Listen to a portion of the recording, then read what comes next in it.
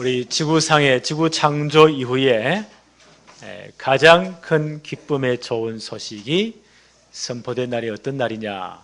우리가 많은 날을 꼽을 수 있겠지만 저는 성탄절이라고 생각을 해요.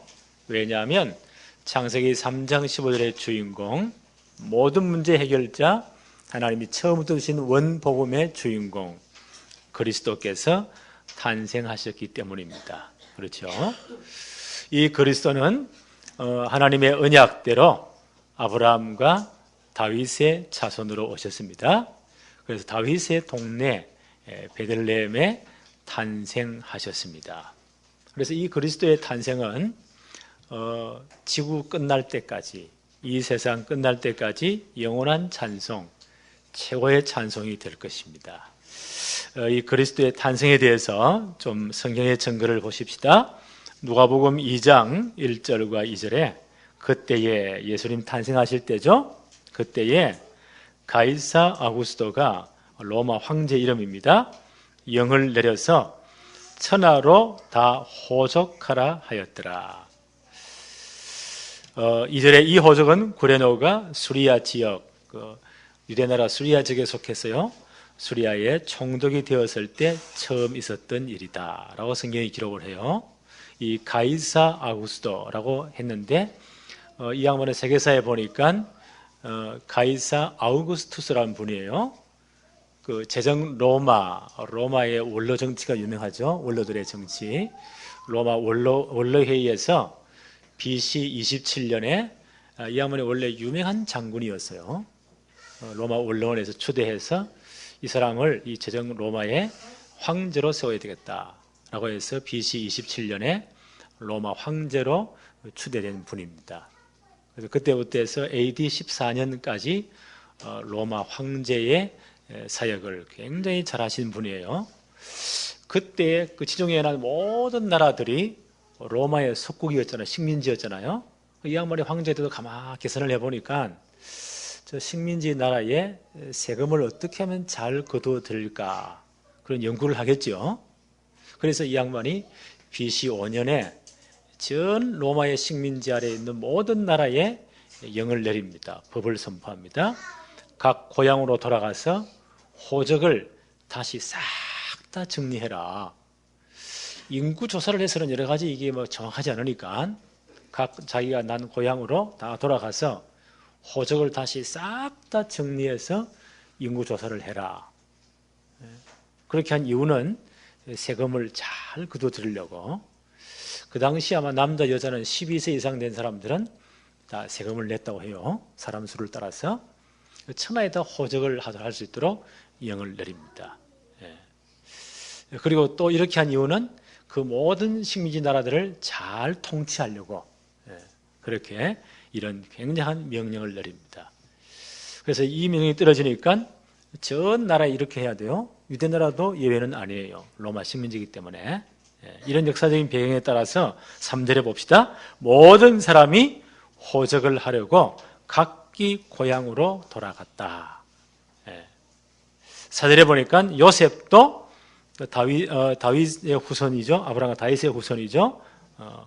요셉도 다윗 집의 족속이므로 갈릴리 나사렛 동네에서 유대를 향하여 베들레헴이라 하는 다윗의 동네로 갔다. 요셉의 고향이 베들레헴이에요. 베들레헴이 다윗에 태어난 곳이고 자란 곳입니다. 이 족속들은 다 거기 가서 호적을 다시 정리해야 되는 거예요. 그때 5절에 보니까 그 약혼한 마리아와 함께 호적하러 올라가니 마리아가 이미 잉태하였더라. 성령의 잉태하심으로 곧 아이를 낳아야 출산해야 될 이 산딸이 되었단 말이에요. 성령의 잉태하심으로. 그래서 곧 잉태를 해야 될 그 아이를 출산해야 될 분을 데리고 가서니까 얼마나 이게 힘들겠어요. 원래 이분이 나사렛에 살았는데 나사렛에서 갈릴리 나사렛에서 베들레헴까지는 한 몇 킬로라고 했죠? 145킬로. 꽤 멀죠. 지금이야 차를 더 밟아보면 2시간 내에 갈 수 있지만 그때는 그런 고속도로가 없잖아요. 거의 다 걸어서 가야 돼요. 그래서 하나님이 꽤 힘든 일입니다. 하나님이 이제 하나님의 계획을 이루기 위해서 로마 황제의 마음을 하나님이 감동을 해서 천하의 호적을 다시 정리해라. 딱 이 시기에 맞춰가지고요. 그래서 요셉도 약혼 정혼한 마리아와 함께 나사렛에서 베들레헴까지 갔다. 그 먼 길을 갔다. 그러니까 전체 사람들이 다 모이니까 베들레헴이 큰 동네가 아니거든요. 자그마한 동네니까 옛날에 지금 동작 빠른 사람들이 먼저가 다 차지하잖아요. 모든 여관이란 여관은 먼저 온 동작 빠른 분들이 또 돈 있는 분들이 또 수요가 막 딸리면은 프리미엄 올라가잖아요. 뒷돈 주고 해가지고 다 차지해버리고 여관이 하나도 없는 거예요. 출산을 해야 하는데 어떡합니까? 이거 큰일 났지 않습니까? 이렇게 해서 부랴부랴 아주 이렇게 국어를 해서 너무너무 어렵게 남의 집 마구간에 그걸 빌려가지고 거기서 예수님이 탄생하셨다는 거예요. 성경 한번 볼까요? 6절 7절에 보니까 거기 있을 때에 해산할 날이 찼다. 곧 아이를 낳아야 된단 말이에요. 관을 지금 다 차지해버리고 방이 없으니까 얼마나 어렵겠습니까? 7절에 보니까 첫 아들을 낳아 강보로 사서 구유에 누였다. 구유가 뭐예요? 말이나 소가 여물을 먹는 밥통이에요. 큰 거 알죠? 거기다 아이를 누었다. 자, 인간적으로 진짜 비참하지요. 이렇게 어렵게 낮고 천한 몸으로 오셨다. 이는 여관에 있을 것이 없음이라. 일단 하나님이 이렇게 다 보세요. 이 역사의 섭리를 통해서 하나님의 말씀이 예언이 그대로 성취가 되어지는 거예요. 왜 베들레헴에 탄생해야 됩니까? 다윗의 언약 때문이에요. 다윗이 메시아 족보를 이어갈 중요한 믿음의 사람이잖아요. 다윗이 하신 언약 사무엘하 7장 12절에 보니까 내가 너의 몸에서 내 씨를 내 뒤에 세워 그의 나라를 영원히 견고하게 할 것이다. 반드시 네 씨로 네 후손으로 말미암아 창세기 3장 15절 그리스도 오게 하실 것이다 라고 다윗에게 약속하셨습니다. 사무엘하 7장 16절에도 내 집과 내 나라가 나의 앞에서 영원히 보존되고 너의 왕위가 영원히 견고할 것이다. 그리스도로 말미암아. 그래서 그리스도는 반드시 다윗의 후손으로 와야 되고 다윗의 동네에서 태어나야 돼요. 이미 이 예수님의 탄생 장소가 언제 예언되었다고요? 미가서 5장 2절 미가라는 사람, 이 선지자는 예수님 오시기 전 700년 전의 사람이에요. 북쪽 이스라엘이 이미 망했고 남쪽 유다가 있을 때 남쪽 유다에서 말씀을 선포한 선지자입니다. 700년 전에 이런 예언을 합니다. 미가서 5장 2절에 보니까 베들레헴 에브라다야 너는 유다 족속 중에 작을지라도, 베들레헴이 작은 마을이었어요. 이스라엘을 다스릴 자가 내게서 나에게로 나올 것이라. 그의 근본은 상고의 영원에 있느니라. 예수님 오시기 700년 전에 이미 장소도 예언되어 있어요. 베들레헴 에브라다에 오실 것이다. 다윗의 자손으로 오실 것이다. 그 작은 동네에 이스라엘을 다스릴 영원한 왕이 오실 것이다. 그 말씀을 그대로 성취하기 위해서 하나님 역사의 모든 걸 움직이십니다. 그 세상의 역사를 하나님의 구원 계획을 따라서 움직이는 것을 섭리라고 해요. 하나님 이렇게 역사를 섭리하셨다. 자, 이 예수님의 탄생을 놓고 천사들이 어마어마한 선포를 합니다. 누가복음 2장 8절 9절 한번 볼까요? 그 지역에 목자들이 밤에 밖에서 자기 양떼를 치더니 9절에 보니까 주의 사자가 곁에 서고 주의 영광이 그들을 두루 비추매 크게 무서워했다. 이 예수 그리스도의 오심이 보세요. 그 당시 목자들은 가장 천한 직업이에요. 우리 말로 하면 3D 업종, 다 싫어하는 업종들, 그런 천한 사람들에게 예수님 오심이 가장 먼저 선포되었어요. 그 목자들에게 하나님의 천사가 나타납니다. 9절에 보니까 주의 천사가 곁에 서고 주의 영광이 그들을 두루비치, 하나님의 영광이 나타나니까 얼마나 그들이 무섭겠습니까? 구약 성경의 기도의 비밀을 가장 많이 누렸던 분 가운데 한 분이 다윗이란 분이에요. 다윗의 시편 103편 20절로 22절에 보니까 다윗이 이런 고백을 해요. 하나님의 말씀을 성취하실 때 하나님 누구를요? 주의 천사 천군들을 파송하시는구나. 하나님의 뜻을 이루실 때, 하나님의 계획을 성취하실 때에도 하나님이 주의 천사를, 주의 천군들을 통원하시는구나. 이런 고백을 해서요. 가장 하나님의 구원계획이 성취될 때 하나님은 천사를 보내어서 가장 낮은 분들에게 그리스도 오심을 선포합니다. 누가복음 2장 10절 한번 볼까요? 천사가 이르되 무서워하지 말라. 보라, 내가 온 백성에게 미칠 큰 기쁨의 좋은 소식을 너희에게 전한다. 그 천사의 선포입니다. 무서워하지 말아라. 보라, 내가 온 백성에게 미칠 큰 기쁨의 좋은 소식을 너희에게 전한다. 그 큰 기쁨의 좋은 소식이 뭡니까? 누가복음 2장 11절이에요. 11절을 보십시다. 오늘 다윗의 동네에 너희를 위하여 구주가 나셨으니 곧 그리스도 주시니라. 천사가 선포한 온 백성에 미칠 기쁨의 가장 큰 소식이 무엇입니까? 다윗의 동네 베들레헴에서 누가요? 구주가 탄생하셨다. 곧은 뭐예요? 수학적으로 이끌어죠? 그분이 그리스도이시고 주님이시다. 온 세상에 전파될 가장 기쁜 소식, 구세주가 나셨다는 거예요. 구주가 나셨다는 거예요. 인간의 근본 문제, 창세기 3장 원죄라고 하죠. 이 문제가 창세기 6장, 이 근본 문제를 해결할 그리스도 오시면 큰일 나기 때문에 사단이 보세요.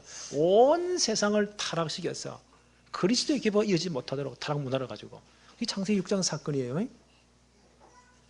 영적으로 지금도 계속되고 있어요. 이 복음에 참면 도전하는 창세기 11장, 하나님 하지 말라는 거예요. 너희 힘으로 성공하고 너희 과학으로 성공해서 하나님 밀어내버려라. 필요 없다는 거예요. 이 근본 문제예요. 지금도 이 문제는 계속됩니다. 여기에 빠져서 모든 인류는요, 영원히 멸망당하는 거예요. 이 문제는 절대 사람의 힘으로 해결할 수 없어요. 그래서 구세주가 오셔야 돼요. 이 근본 문제는 뭐세요? 지금 온 땅에 보세요. 점술 문화, 우상 문화, 이런 문화로 전 세계를 물들입니다. 그게 사도행전 3장, 13장, 16장, 19장이에요. 요즘 같은 세계 아닙니다. 지금 우리 나라 현실을 보세요. 박근혜 대통령이 23살 나이에 그때 어머니 유경수 여사가 돌아가셨어요. 8.15 경축 사건 때. 그렇죠? 총 맞았어요. 얼마나 충격이 있다겠어요. 우리 박 대통령이 처음 자랄 때 10대 소년 때 청와대 들어가서 그 최고의 공주로 전혀 세상과는 모르는 그런 환경에 자랐잖아요. 갑자기 그런 일을 당하니까 얼마나 마음이 실망이 되겠어요. 하늘이 무너지지 않겠어요? 그때 이상한 이 점쟁이 하나가 이 양반이 뭐 최면술도 걸고요, 점술도 해하고 박수무당이요, 뭐 하는 말이 당신 어머니가 유경수 여사가 꿈에 나타났다는 거예요. 귀신이 무슨 짓을 못하겠어요? 그래서 이렇게 말했다는 거예요. 너는 앞으로 이 나라에 큰 일을 해야 되고 대통령이 돼야 되고 이 엄청난 일을 해야 되기 때문에 내가 먼저 네 길을 예배하기 위해서 먼저 갔다는 거야. 지금부터 뭐든지 내게 물어보려면 이 사람한테 물어보라는 거예요. 남자인데 여자 모습, 유경수 여사가 살아있는 모습 그대로 행동을 하면서, 남자인데 여자 음성을 내면서 안 넘어가겠어요? 그냥 거품 넘어가는 겁니다. 귀신이 광명의 천사로 가정하는 거예요. 네. 그때부터 거기 딱 잡혀버린 거예요. 그런 해로운 어떤 이상한 신앙에 그걸 사교라고 해요. 그로부터 지금까지 40년. 그 최대문지 딸 가운데 가장 영빨이 센 사람이 최순실이에요. 이 양반이. 거기다 잡힌 겁니다. 네. 이런 해로운 신앙을 영어로 toxic faith라고 해요. 이상한 잘못된 신앙에 중독돼 버린 겁니다. 중독은 지 마음대로 못하는 거예요. 알코올 중독 들어봤죠?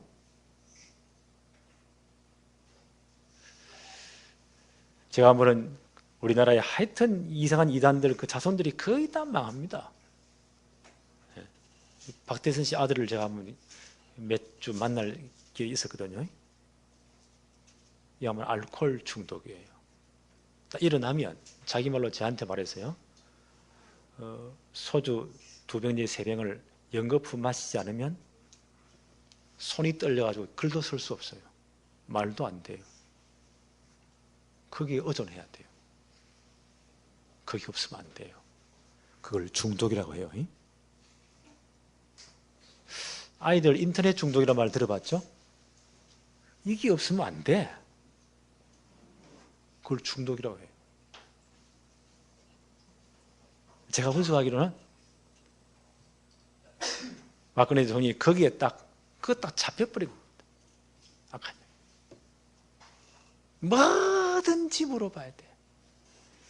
우리는 그걸 보고 뭐 죽이려는 살린 일하지만 이 사람은요 어쩔 수 없는 거예요. 그래 뭐든지 물어봐야 돼. 영적으로 잡힌 거예요. 그래서 제가 말이 내가 뭘 잘못했는데 자기 말이 맞을 수도 있어요. 그게 다 잡혀버리니까 우리 영적 사실을 봐야 돼요.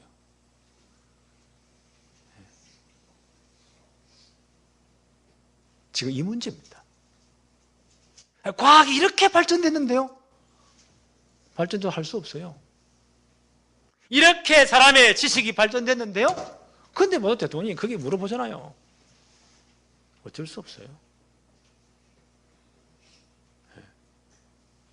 그러니까 연설문 가운데 우주의 기가 어떻게 안 그래요? 뭐 헛소리가 막 나오는 거예요. 어쩔 수 없어. 여기 온 세상이 여기다 잡혀 있습니다. 그 배후의 세력이 사단입니다. 너희 아비 마귀. 이걸 다른 방면으로 풀면 운명사주팔자예요. 못 빠져나옵니다.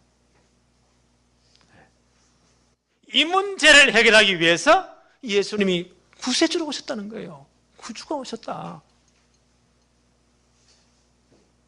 이 문제가 개인에게 다 파고듭니다. 우리가 배웠잖아요. 불신자 많은 6가지 상태. 그대로 망해갑니다. 어쩔 수 없어요. 왜요? 사단에 잡혔으니까. 저렇게 성공했는데요. 그 박근혜 대통령 주위에 그 법률 자문들이 IQ 170이 넘는 20대 불 사법고시 학기간 최고의 똑똑한 사람들입니다. 왜 그럴까요? 지식이 없어서 그렇습니까? 똑똑 안 해서 그렇습니까? 영적으로 잡힌 겁니다. 어쩔 수 없어요. 네. 불신자 망하는 시간 표대로 망해갑니다. 똑똑하고 잘났다. 그 똑똑함을 가지고 또 포장을 하겠죠. 좀 수준 낮다 막 드러나겠죠. 그 차이뿐이에요. 똑같아요. 불신자만 6가지 시간표. 절대 빠져나올 수 없습니다. 이 문제를 해결하실 구세주가 나섰다는 거예요. 네. 바로 그분이 그리스도라는 겁니다. 영원한 왕으로 오셔서 사단의 머리를 박살내실 것이다. 너희의 모든 영적 문제를 끝낼 것이다. 영원한 세상으로 오셔서 모든 죄와 저주를 다 끝낼 것이다. 영원한 선사로서 지옥 배경에서 완전 하나님 만나는 길 여실 것이다. 그리스도가 나셨다. 곧 이분이 너희들의 주님이시다. 그렇죠? 이분이 우리 인생의 주인 돼야 돼요. 예수 믿는 거 한마디로 하면 주인 바꾸는 거예요. 사망에서 생명으로 옮긴 겁니다. 사단의 나라에서 하나님 나라 백성으로 옮긴 겁니다. 주인이 바뀐 겁니다. 네. 그래서 베드로가 뭐라고 고백해요? 마태복음 16장 16절에 주는 그리스도시요 살아 계신 하나님의 아들이십니다. 주님은 나의 그리스도이시요 내 영원한 이 모든 문제 해결자시요 지금도 살아 역사하신 하나님의 아들이십니다. 요한복음 20장 27, 28절에 요나의 도말한 제자죠. 처음에 예수님의 부활을 잘 못 믿었어요. 다른 제자들은 주님이 정말 그리스도이시에 부활하셨다. 내 눈으로 보고 내 손을 가지고 예수님 손바닥에 난 못 잡고 만져보지 않고 옆구리에 찔린 창자고 내가 만져보지 않고는 믿을 수 없다. 부활하신 주님은 시공간을 초월하시잖아요. 나타나신 겁니다. 그렇게 믿음이 적으냐? 네 손 내가지고 손바닥 만져봐라. 옆구리에 손가락 이 찾아온 여기에 손을 넣어보아라. 그때 소모가 완전 항복하잖아요. 나의 주, 나의 하나님이십니다. 주인 완전히 바꾼 거예요. 그게 예수 믿는 거예요. 그걸 영접이라고 해요. 요한복음 1장 12절에 영접하는 자, 곧 그 이름을 믿는 자들에게는 하나님의 자녀가 되는 권세가 주어진다는 거예요. 그게 주인 바꾸는 겁니다. 영접이 주인 바꾸는 겁니다. 나를 위해 죽으시고 십자가에서 모든 문제 끝내신 바로 그 주님이 내 인생의 주인 되어 주세요 라고 초청하는 겁니다. 그리고 주인으로 내 삶의 중심에 영접하는 겁니다. 그 사람은 하나님의 자녀들은 권세가 주어졌다. 그때 사망에서 생명으로 옮겼느니라. 요한복음 5장 24절. 이 그리스도로 주인으로 주로 이 땅에 오셨다. 이게 천사들의 선포예요. 이 소식이 가장 기쁨의 큰 소식입니다. 이 그리스도 오심은 이 땅에 영원한 찬양이 될 것입니다. 12절 볼까요? 너희가 가서 강보에 사여 구유에 누워있는 아기를 보라. 이것이 너희에게 표적이니라 하시니. 그리스도가 우리의 표적이에요. 그리스도를 붙잡아야 돼요. 네. 그렇지요? 예수 믿는 거 그리스도 진짜 제대로 딱 붙잡아야 돼요. 그리고 내 주인으로 정말 인정하고요, 그분에 순종해야 돼요. 벌써 이번엔 창세기 3장 15절 하나님이 처음부터 답으로 주셨잖아요. 인간이 원죄에 빠지자 말자 그리스도를 보내겠다. 여자의 후손으로 그리스도를 보내겠다. 그가 오시면 너희를 넘어뜨린 너희 평생을 잡고 있는 사단의 머리를 박살낼 것이다. 이사야 7장 14절 보라 처녀가 잉태의 아들을 낳을 증거는 이것이다. 여자의 후손으로 그리스도를 보내겠다. 그분이 오셨잖아요.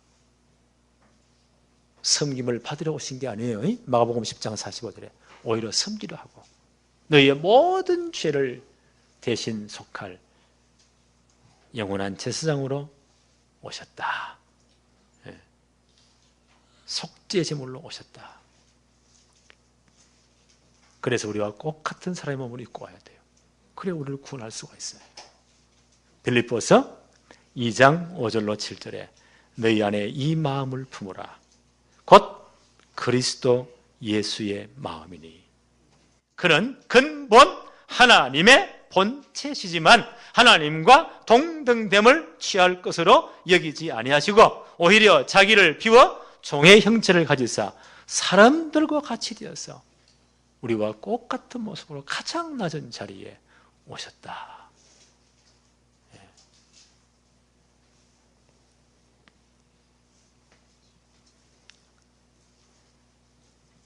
누가복음 2장 13절 14절 한번 볼까요?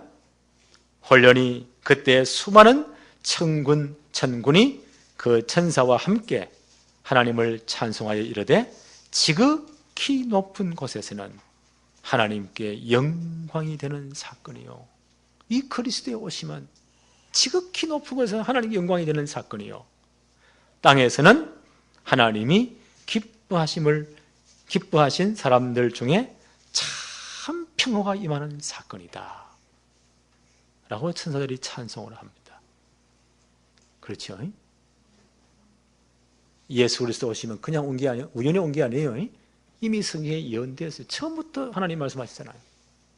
고린도전서 15장 1절로 4절에 성경의 예언대로 이 땅에 오셨고, 성경의 예언대로 우리의 모든 죄와 저주 사망 것을 끊기 위해서 십자가에 죽으셨고, 그래서 모든 문제를 끝냈고, 성경의 예언대로 이분이 그리스도라는 증거로 사흘 만에 다시 살아나셨느니라. 그래서 복음이 완성된 거예요. 이 복음의 능력이 얼마나 큽니까? 로마서 1장 16절에 이 복음은 모든 믿는 자를 구원하시는 하나님의 능력이 됨이라. 그렇죠? 복음이 이끌어 하나님의 능력.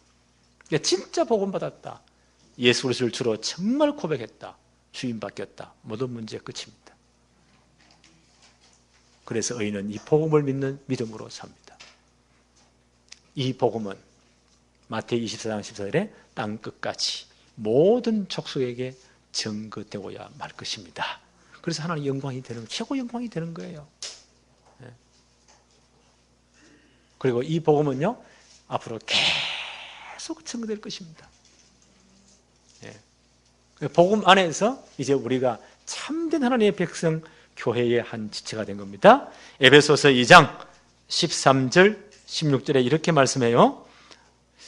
이제 전에 멀리 있던 너희가 그리스도 예수 안에서 그리스도의 피로 가까워졌다.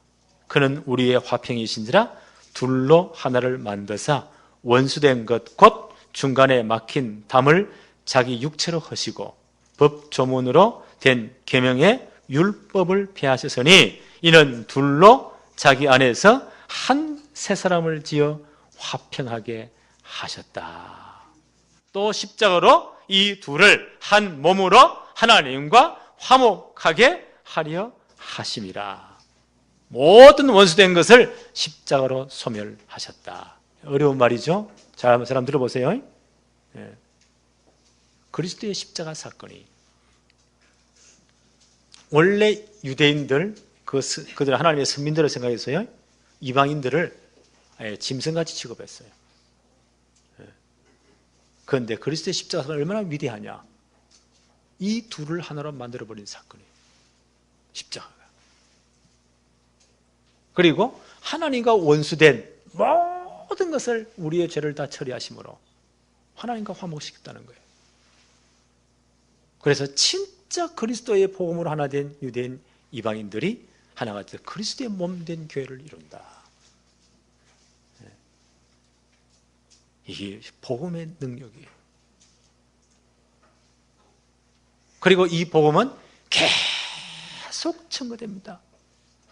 골로새서 1장 20절에 그의 십자가의 피로 화평을 이루사 만물 곧 땅에 있는 것들이나 하늘에 있는 것들이 다 그로 말미암아 자기와 화목하게 되기를 기뻐하신다. 그리스도의 복음이 진짜 들어가야만이 진정한 화평이 이루어지는 거예요. 진정한 화목이 이루어지는 거예요. 먼저 하나님과 화목되어 버리고 원수의 모든 것이 다 뚫려버리고, 그렇죠? 그리고 우리 모든 그리스도인들이 그리스도 안에서 한 피를 나누는 한 형제 자매가 되어서 진정한 화목 하나가 된다는 거예요. 그래서 정말 복음만이 이 땅 위에 진정한 화평을, 평화를 줄 수 있다는 거예요. 그래서 땅에서는 기뻐하심을, 하나님이 기뻐하신 사람들 중에 참 평화가 임하는 사건이다. 이게 천사들의 찬송의 내용이에요. 저는 이런 확신이 있어요. 하나님이 이 나라를 정말 축복하셔서 지금 비록 아프고 여러 가지 국민들의 마음이 쓰리지만 모든 영적 정체를 다 보게 하셨다. 복음으로만 저 문제를 해결할 수가 있어요. 다른 거는 절대로 안 됩니다.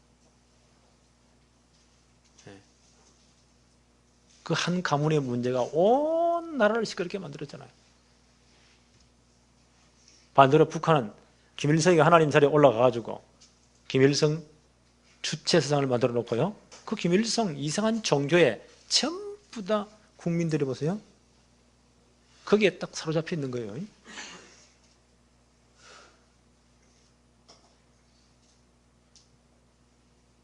앞으로 통일될 때 어떤 혼란이 일어나겠어요? 어마어마한 혼란이 일어납니다.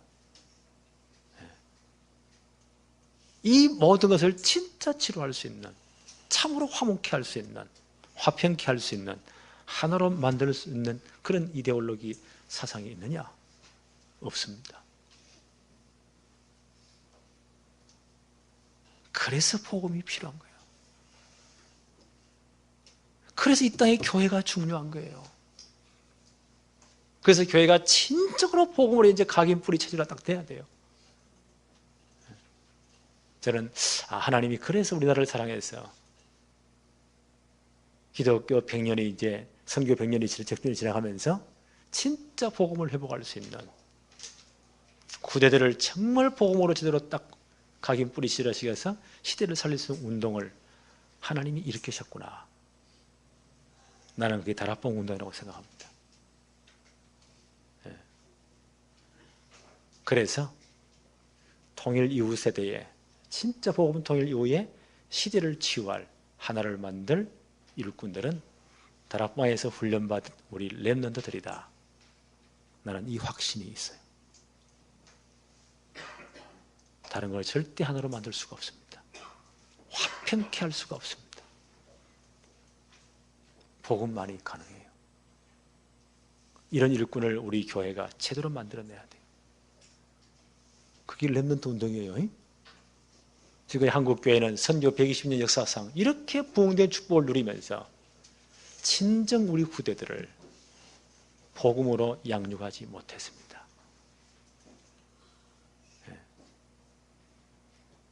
그래서 이런 문제가 온 거예요. 그래서 하나님이 이 렘넌트 운동을 일으키셨다. 나는 그렇게 역사를 해석합니다. 그래서 통일 세대에는 진짜 다락방에서 훈련받은 복음의 사람들이 대통령도 나와야 되고 거기서 모든 주자가 다 나와야 되는 거예요. 그래야 이 땅을 진짜 화평케 하고 화목케 하나를 만들 수가 있습니다. 나는 그 시대를 렘넌트 성공시대라고 부릅니다. 하나님 우리 교회를 이렇게 모은 이유가 그것 때문이다. 그래서 우리 여기에 올인해야 돼요. 올인이 뭐예요? 모든 마음을 거기 다 두는 거예요. 내 생을 여기 딱 두는 겁니다. 오늘 이런 복음이 정말 승리하는, 복음의 능력이 진짜 나타나는 이런 축복이 우리와 우리 후대들에게 오늘부터 시작되어지기를 바랍니다. 하나님 아버지 감사합니다. 오늘 성탄의 이 기쁜 날에 우리가 또 예배할 수 있는 최고의 축복을 허락하심도 감사합니다. 정말 그리스도 오심으로 완성된 이 복음의 능력이 우리 시대를 치유하며 우리 나라를 치유하며 우리의 모든 문제의 해답이 되며 이제 정말 복음으로 제대로 어릴 때부터 각인 뿌리 체질화된 우리 렘넌트들을 통해서 이 시대의 미래가 치유되게 하여 주옵시고 복음 통일 한국의 최고의 역사들이 일어나게 하여 주옵시며 마지막 시대의 세계 복음화에 주역되도록 축복해 주옵소서. 오늘부터 정말 이 축복이 우리 개인, 우리 가정, 가문의 언약이 되며 축복이 되게 하여 주옵소서. 예수님의 이름으로 기도합니다. 아멘.